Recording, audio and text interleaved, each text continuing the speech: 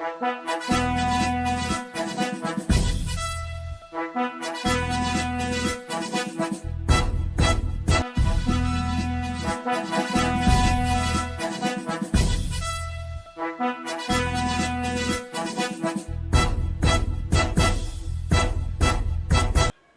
TV ప్రేక్షకులకి స్వాగతం.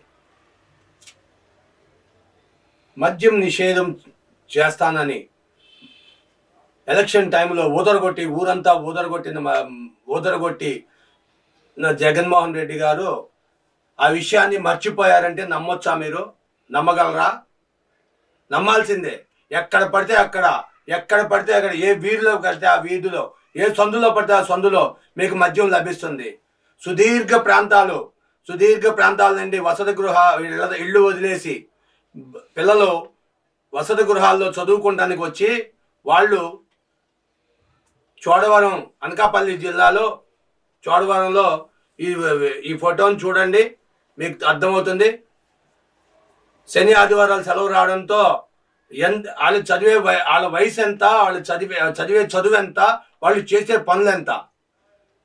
ఊరికే క్యాజువల్గా బిర్యానీ తింటాను కానీ కూర్చొని ఒక నిర్మాణంలో ఉన్న అపార్ట్మెంట్లో ఇలాంటి పనులు చేస్తున్నారు. తల్లిదండ్రులకు ఏం తెలుసు పాపం వీళ్ళు చేసే పనులు?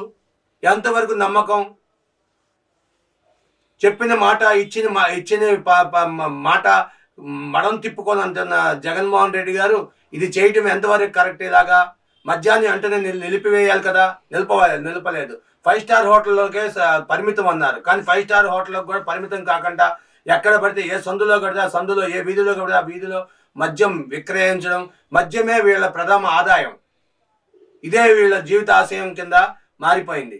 సామాన్యుడికి ఏ బ్రతుకుని వీళ్ళకి తాకట్టు పెట్టుకున్నారన్న తీరులో ఈ న్యూస్ని వైరల్ అవుతుంది. ఇది ఎంతవరకు నిజమో మీరే చూడండి. మేధావులు, సీనియర్ పాత్రికేయులు ఈ విషయాన్ని చెబుతున్నారు. మద్యం అమ్మకాలు లేకపోతే ప్రభుత్వం నడవదు అనే పరిస్థితిలో, ఈ పథకాలు నడవు అనే పరిస్థితిలో ఉన్నదని చెప్పి ఈ ప్రభుత్వం చెబుతున్నారు. Thank you for watching our channel. దయచేసి సబ్స్క్రైబ్ చేయండి, లైక్ చేయండి.